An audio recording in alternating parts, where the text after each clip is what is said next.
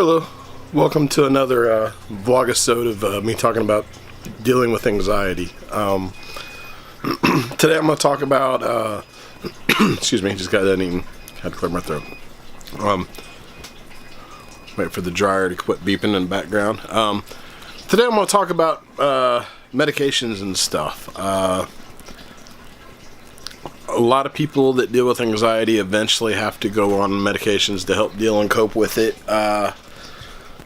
Me, myself, over all the years, the one that I found that works best for me has been Xanax. And it's not something that I've always announced, but since I'm doing this, I'm going to be honest with everybody. I do take Xanax. I take it as prescribed by my doctor. I take it 4 times a day as needed. Yes, I do get pill count from my doctor, and I do take regular drug test to be sure that I have it in my system, but I'm also not mixing it with other drugs that I shouldn't be, which I don't. Here's one of the things with people that deal with anxiety and panic disorder and other various mental illnesses that makes it hard for us.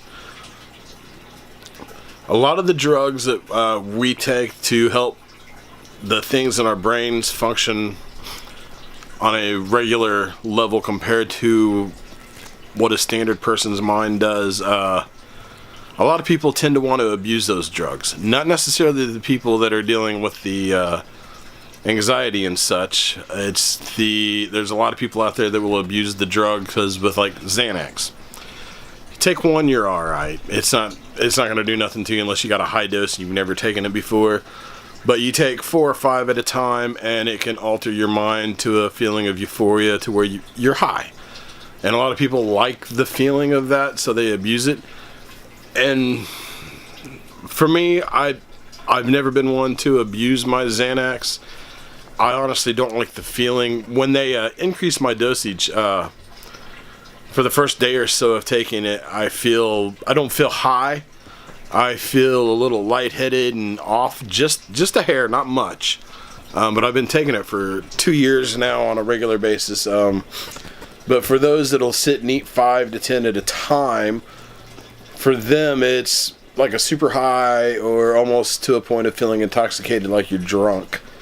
And I don't understand why anybody would want to do that. I've seen people that have abused Xanax on purpose, eat handfuls at a time, and just basically pass out and slobber on themselves like a little kid teething.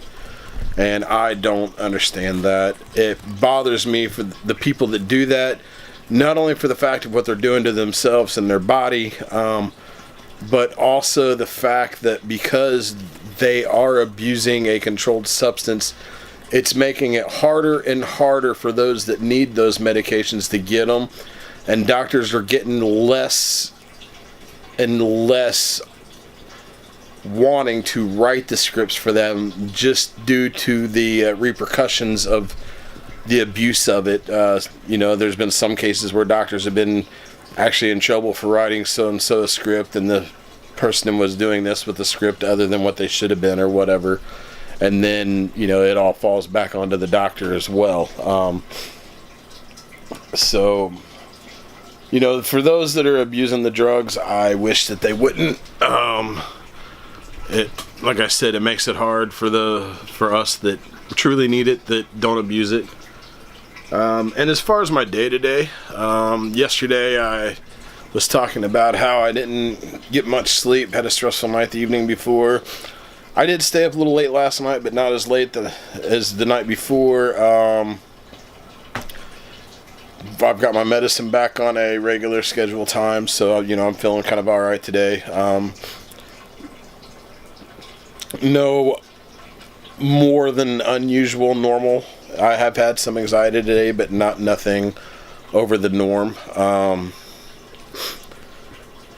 Been dealing with AT&T. That's stressing me out. I've got a iPhone 7 Plus that for some reason when certain people on my contact list message me, if I send them a text message, sometimes I'm not receiving their text messages back, but all the people with iPhones it's been fine with.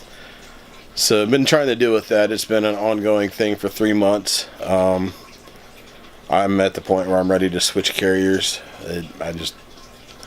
I don't want to have that huge early termination fee, but if that's what it's got to be, that's what it's got to be.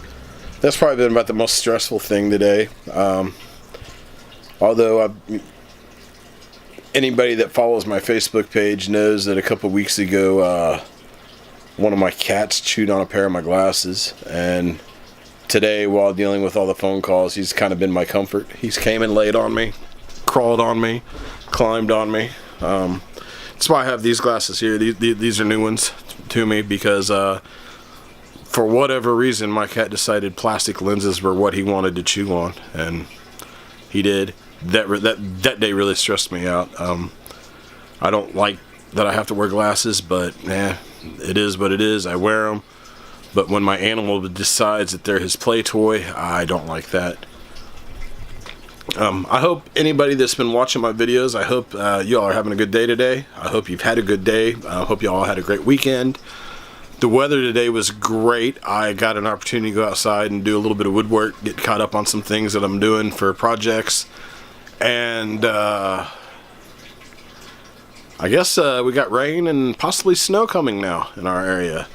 Like I shared in yesterday's video, I'm looking forward to the snow. I don't think we're going to get enough snow for me to be able to enjoy, but I still like watching it. I like to set cameras up and do time-lapse, so I might do some of that and maybe share some of my time-lapse video work on the channel. Trying to think if there's anything else I'd like to address today. Tomorrow my son will be here. I'm going to ask him how he feels about maybe being in a video with me. Maybe let him take charge or do a Q&A where he can ask me questions about it. I've been very open with my anxiety with him. He's been very supportive. He knows my condition, knows that I take medications for it, so if anything was to ever happen, he would know what to tell the doctors.